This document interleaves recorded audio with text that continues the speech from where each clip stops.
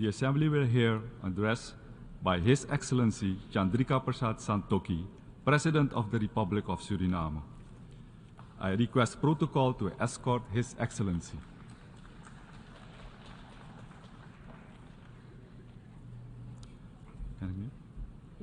On behalf of the General Assembly, I have the honor to welcome my own President, His Excellency Chandrikapersad Santokhi, President of the Republic of Suriname, and to invite him to address the Assembly.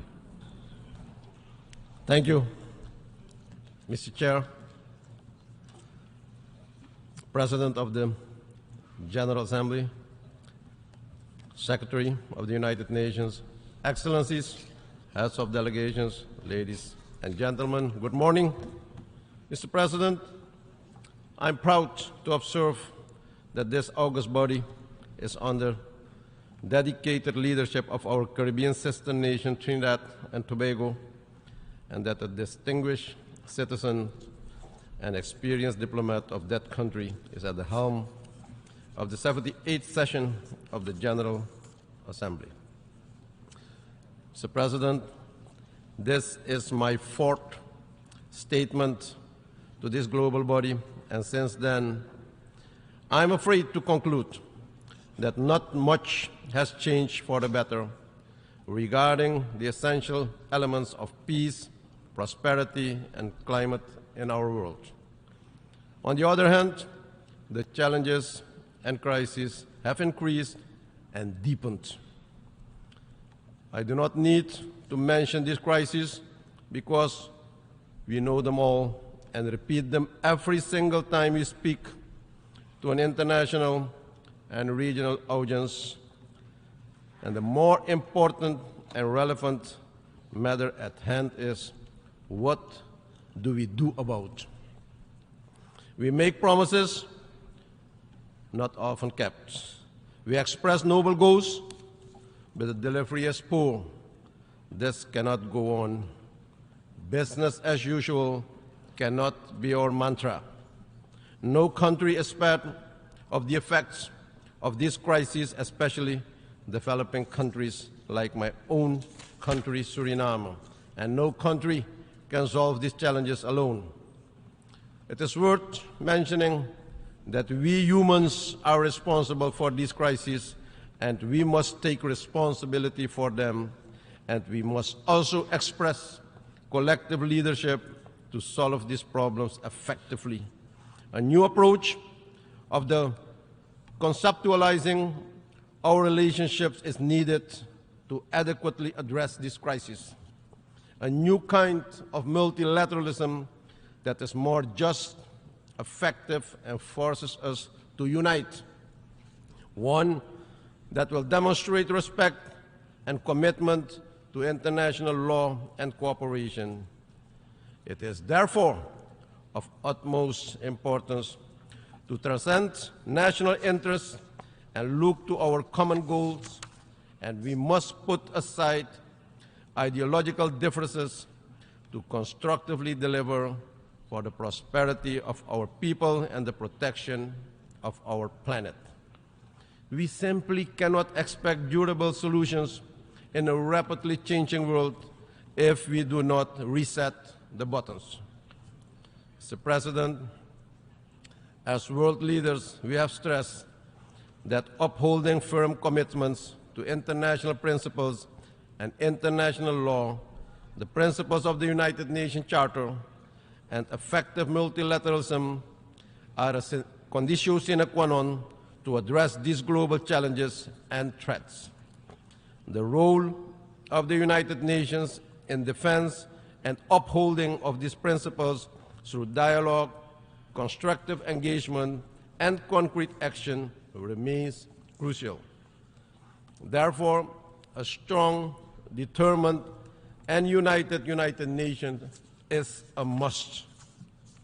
Mr. President, the multiple global and national crises, such as debt burden, domestic effects of climate change, the financial economic downturn following the COVID-19 pandemic, the impact of the raging war in Ukraine, have put tremendous pressure on the implementation of the SDGs on a major scale.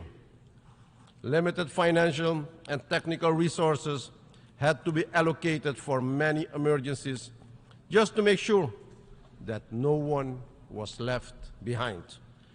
Mr. President, let us remember that building resilience and leaving no one behind is not a choice.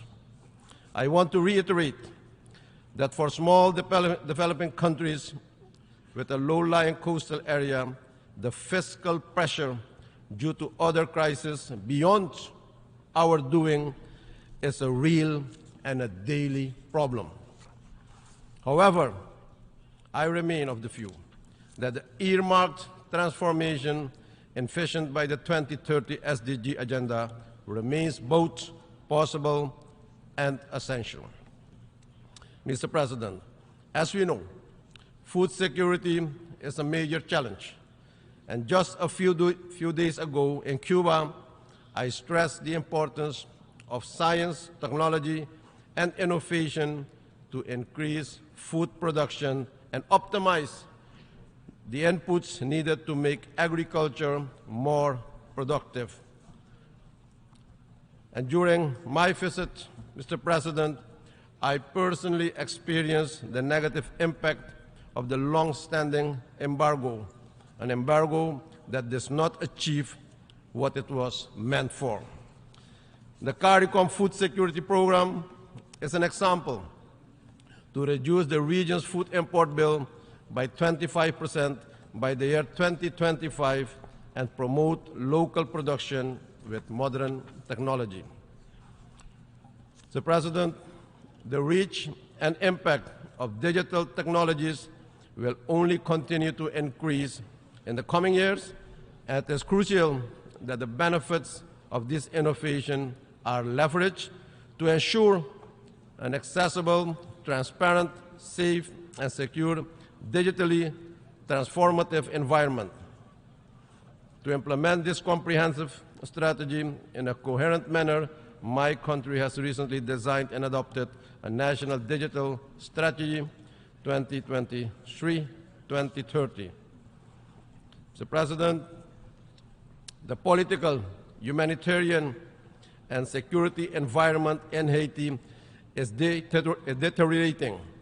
While I appreciate the efforts made so far to assist in finding an immediate solution, much more political efforts need to be made to translate the intentions into real actions.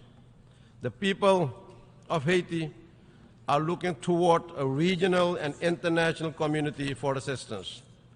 At the same time, the Haitian stakeholders, which are divided in opposing groups, must demonstrate the will to dialogue and reach consensus for a way forward in the shortest time possible.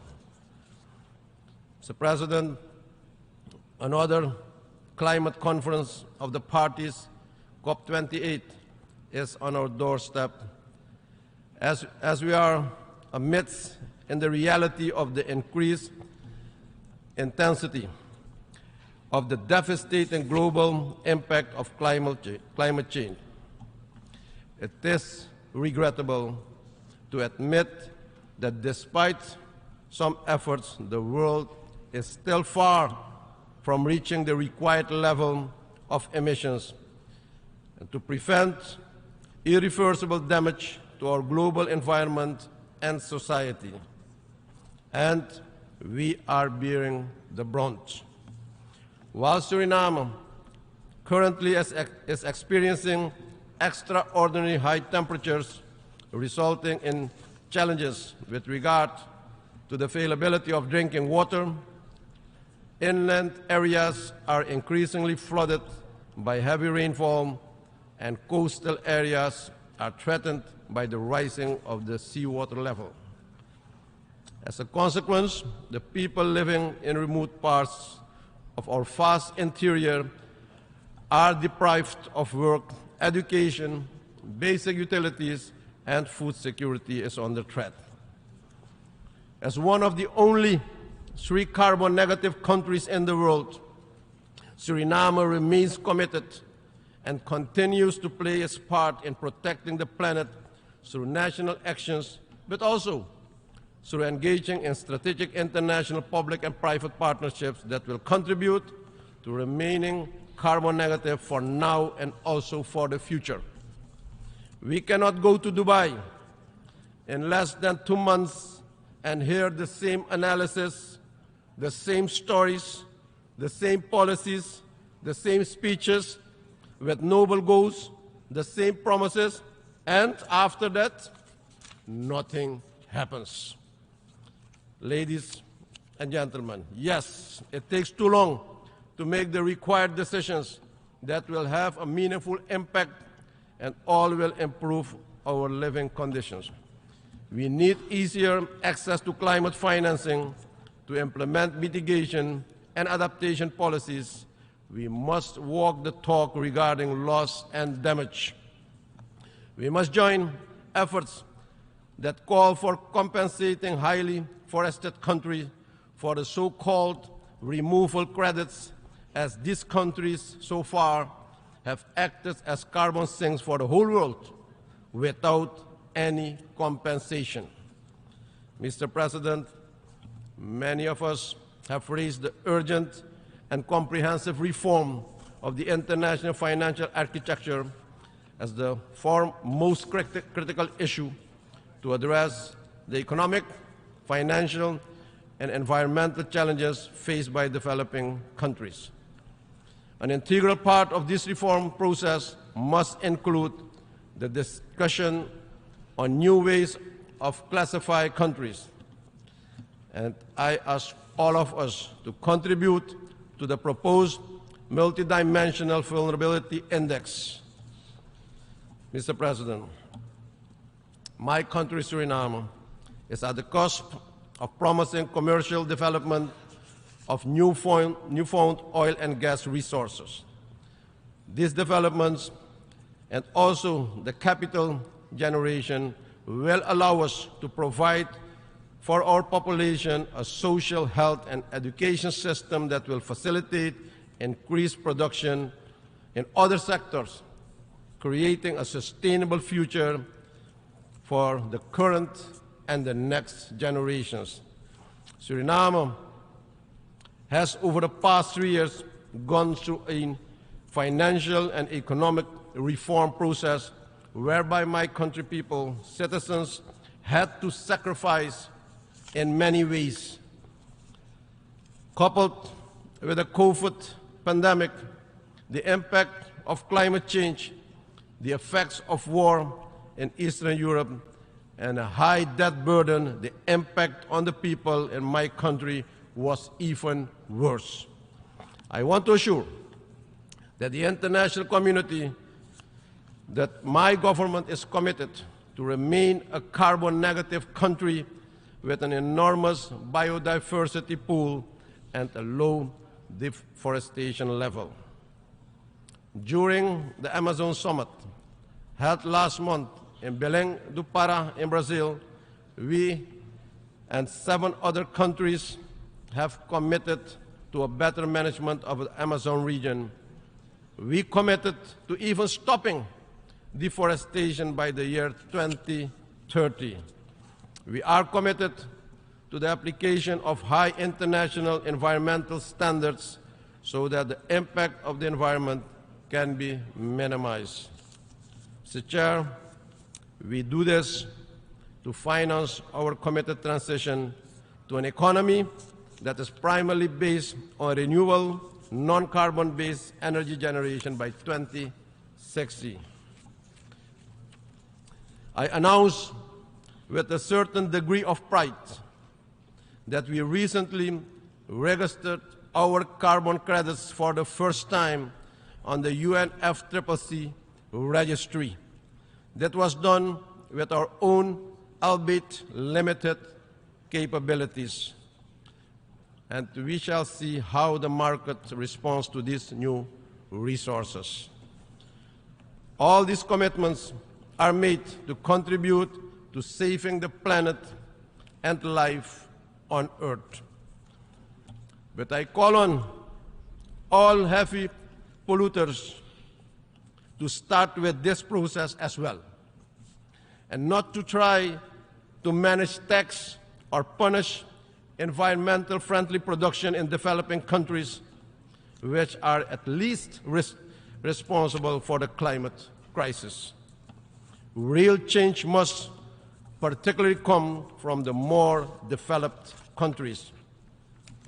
In closing, Mr. President, together, let us harness our collective strengths, knowledge, determination to create a world where resilience and inclusivity are not just aspirations, but realities.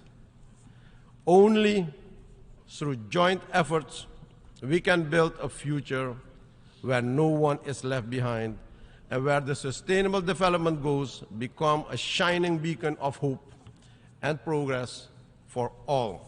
We owe this to the current and future generations, and I appeal to all of us to work constructively and collectively towards a better and a new world order, and to recommit to the original goals of the Charter of the United Nations, but now, ladies and gentlemen, with more dedication, with more passion, and with more love for each other.